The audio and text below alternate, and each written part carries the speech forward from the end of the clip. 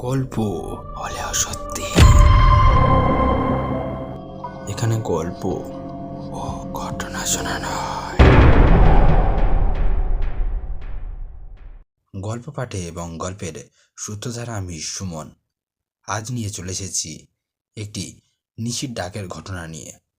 যিনি এই ঘটনাটা পাঠিয়েছেন তিনি বলেছেন হয়তো নিশির ডাক সত্যিই আছে, তিনি এটা নিজেই এক্সপিরিয়েন্স করেছেন, তাই আমার কাছেও ঘটনাটা পাঠিয়েছেন তোমাদের ঘটনাটা শোনানোর জন্য। তো শুরু করছি আজকেকার গল্প হলেও সত্যির 7 নম্বর এপিসোড। যেখানে মানুষ ভয় পায় সেখানেই আতঙ্ক ছড়ায়, উইথ সুমন।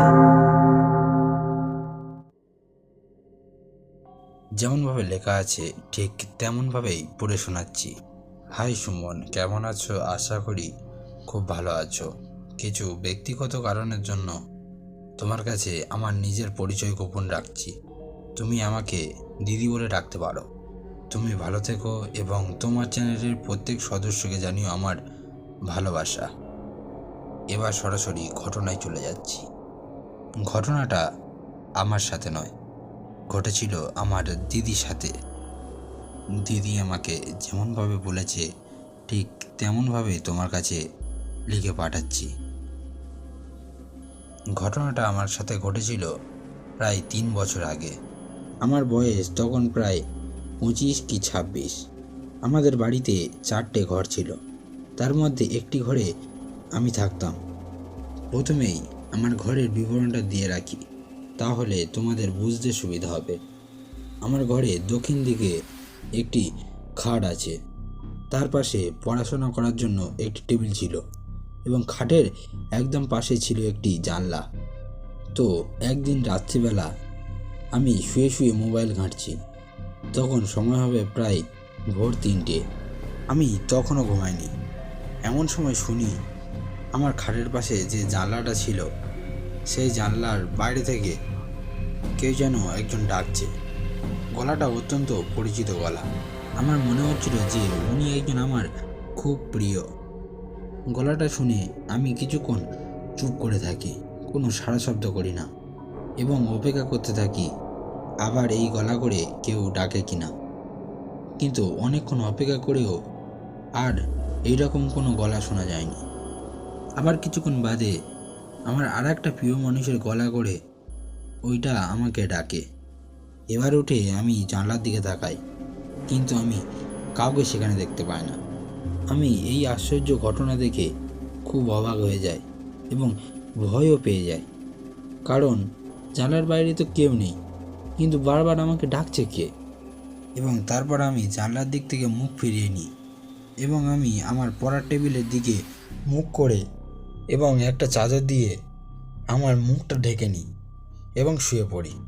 আমি শুয়ে পড়ার কিছুক্ষণ বাদে আমি নিজে অনুভব করলাম যে কেউ একজন আমার পাশে এসে শুলো, কারণ একা বিছানায় শুলে কখনোই বিছানার গদি অতটা নিচু হয় না। আমি তো ভয় পেয়ে অত্যন্ত নিশ্চুপ হয়ে যাই এবং মনে মনে আমি ভগবানের নাম জপতে থাকি। সেই দিন রাত্রিবেলা আমি কিছুতেই ঘুমাতে পারিনি। আমি সারা রাত জেগেই ছিলাম। ভোর হওয়ার আগে দেখি আমার পাশ থেকে কেউ যেন উঠে গেল। সকাল হওয়ার সঙ্গে সঙ্গেই আমি আমার মার কাছে ছুটে যাই এবং রাত্রিবেলা সব ঘটনা মার কাছে খুলে বলি। মা তো আমার কথা বিশ্বাস করতেই চাইছিল না, কিন্তু আমি অতি কষ্টে মাকে এটা বিশ্বাস করালাম এবং পরের দিন রাত্রিবেলা আমার সঙ্গে সেখানে শুতে বললাম। মা রাজি হলো এবং তার পরের দিন আমার সাথে আমার ঘরে শুলো। কিন্তু সেই দিনটা আর কোনো ভৌতিক ঘটনা ঘটেনি। আমার মা তখন বলল, দেখ তুই মিছিমিছি ভয় পাচ্ছিলে। কিন্তু আমি আমার মাকে কি করে বোঝাবো যে সত্যি এটা আমার সাথে হয়েছিল। ঠিক তার পরের দিন রাত্রিবেলা আমি ফের একা সেই ঘরে শুই। হঠাৎ মাঝরাতে দেখি আমার নিঃশ্বাস আটকে যাচ্ছে। সেই সময় আমি যা দেখি আমি তখন তা দেখব আমি নিজেও বিশ্বাস করতে পারিনি। আমি দেখি যে একটা কালো অবয়ব আমার বুকের ওপর বসে আছে এবং সে আমার গলা খুব শক্তভাবে ধরে রয়েছে এবং সে সেখানেই বসে বসে বলে, চলে যা, চলে যা এখান থেকে। আমার ঘরে থাকার সাহস তোকে কে দিয়েছে? কেউ বাঁচবে না, তুইও না। এবং তখনও সে আমার গলা শক্ত করে চেপেছিল। আমি তখন খুব জোরে কেঁদে উঠি। তখন আমার মা এবং আমার বাবা দৌড়ে তাদের ঘর থেকে আমার ঘরে আসে। আমি তখন দেখি তারা আসার আগেই সেই কালো অবয়বটি অদৃশ্য হয়ে গেছে।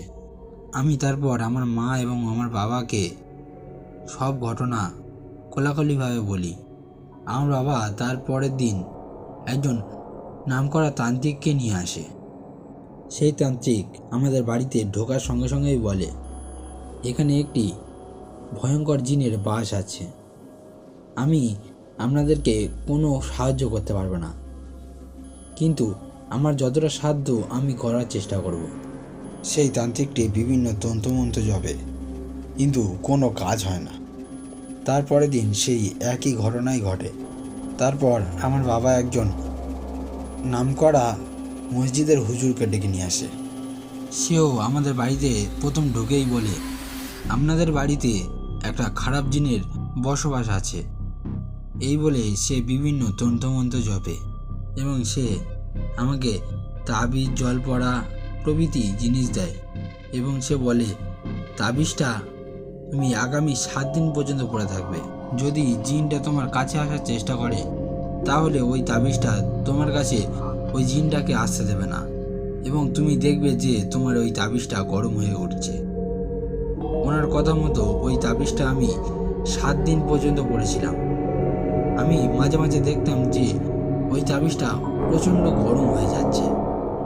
7 দিন পর আমি ওই তাবিজটা খুলে দিই এবং তারপর থেকে আরও কোনো ঘটনা আমার সাথে ঘটেনি। তো সুমন, এই ছিল দিদির কাছ থেকে শোনা আমার একটি ঘটনা। যদি ভালো লাগে ঘটনাটা পড়ে শুনিও। এটি তোমার একজন শ্রোতা। এই ছিল আজকেকার ঘটনা। কেমন লাগলো অবশ্যই কমেন্ট করে জানাবেন। আর যারা গল্প পাঠাতে চান তারা sumonmirda857@gmail.com তোমরা ঘটনা পাঠাতে পারো। এছাড়াও ফেসবুক ইনবক্সেও তোমরা ঘটনা পাঠাতে পারো।